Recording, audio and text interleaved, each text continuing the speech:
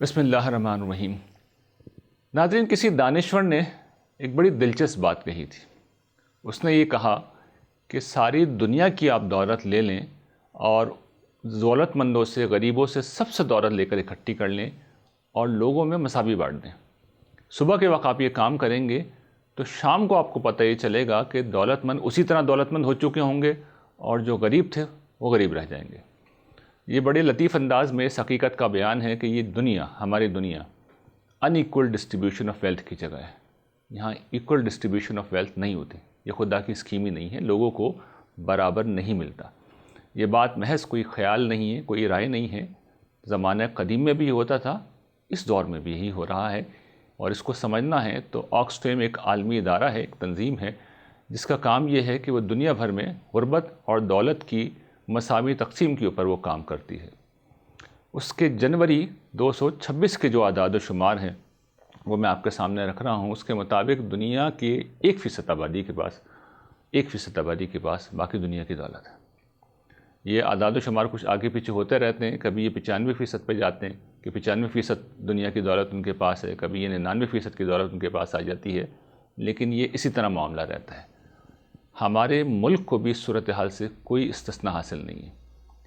اسی رپورٹ میں ہمارے ملک کے متعلق یہ بتایا گیا ہے کہ صرف 10% لوگوں کے پاس 59% ویلتھ ہے۔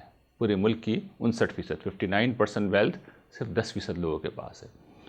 یہ غیر فطری نہیں ہے، یہی دنیا میں ہوتا ہے، ہمیشہ ایسا ہی ہوتا ہے۔ پرابلم کیا ہے، مسئلہ کیا ہے؟ قرآن کی ایک تعلیم ہے جس کو نہ صرف نظر انداز کیا گیا ہے بلکہ اس کے خلاف گیا گیا ہے، اور وہ کیا ہے؟ بخل۔ قرآن مجید نے بخل کی مذمت کی ہے، اسے سختی کے ساتھ اس سے روکا ہے، لیکن اس طرح کے دولت مند لوگ بخل سے کام لیتے ہیں۔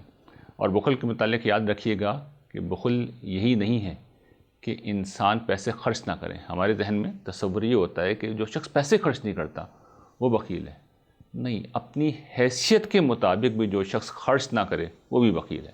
آپ کی حیثیت کروڑ کی ہے اور آپ چند ہزار لوگوں کے اوپر خرچ کر رہے ہیں، حیثیت اربوں کی ہے اور آپ جو ہے چند لاکھ خرچ کر رہے ہیں، یہ بخل ہے، یہ ہر پہلو سے بخل ہے۔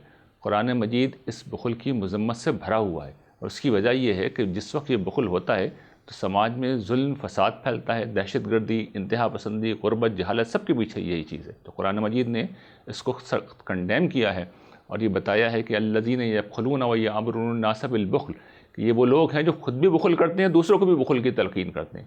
اس لیے کہ اگر دوسرے خرچ کریں گے تو انہیں بھی خرچ کرنا پڑے گا، تو دوسروں کو بھی منع کرتے ہیں خرچ نہ کرو۔ یہاں سے وہ ایک پورا ذہن بنتا ہے کہ پیسے تو خرچ کرنے کے ہوتے ہی نہیں ہیں، لیکن اس کا انجام کیا ہے کہ اللہ تعالیٰ کہتے ہیں کہ ان لوگوں کے لیے رسوا کن عذاب ہے۔ قیامت کے دن ان کو بدترین رسوائی کا سامنا کرنا پڑے گا۔ اللہ تعالیٰ سامنے کھڑے کر کے ان سے کہیں گے کہ تمہیں اتنا مال دیا تھا، اتنی دولت دی تھی، وہ کہاں ہے دولت؟ اس دولت کو لے آؤ تم، اور اپنے آپ کو بچا سکتے ہو میرے عذاب سے تو بچاؤ۔ تو پہلے حشر میں انہیں ذلیل کیا جائے گا اور پھر انہیں جہنم کے سب سے نچلے گڑھے میں بھیجا جائے گا۔ سب سے نچلے گڑھے میں اس لیے بھیجا جائے گا کہ قرآن مجید نے اس بخل کو منافقین کی علامت کے طور پر بیان کیا ہے، اور منافقین کا انجام یہی ہے کہ ان المنافقین فی الدرک الاسفل من النار، منافقین جہنم کے سب سے نچلے گڑھے کے اندر ہوں گے۔ تو اس انجام سے اللہ کی پناہ مانگنی چاہیے، اور جو قرآن مجید کی اس کے برعکس تعلیم ہے کہ انفاق کریں اور اس درجے میں جا کے کریں کہ یسألونک ماذا ینفقون قل العفو، اے نبی آپ سے پوچھتے ہیں کہ کیا خرچ کریں، تو جو تمہاری ضرورت سے زیادہ ہے وہ سب خرچ کر دو۔ تو یہ ہے وہ ہمارے دین کا حکم جو ہمیں دیا گیا ہے کہ تمہاری ماضی اور حال کی ساری ضروریات، تمہاری ذاتی خاندانی ضروریات، ہماری ضروریات، کاروبار کی ضروریات، ان کا الگ کر لو، باقی سب سماج کی امانت ہے۔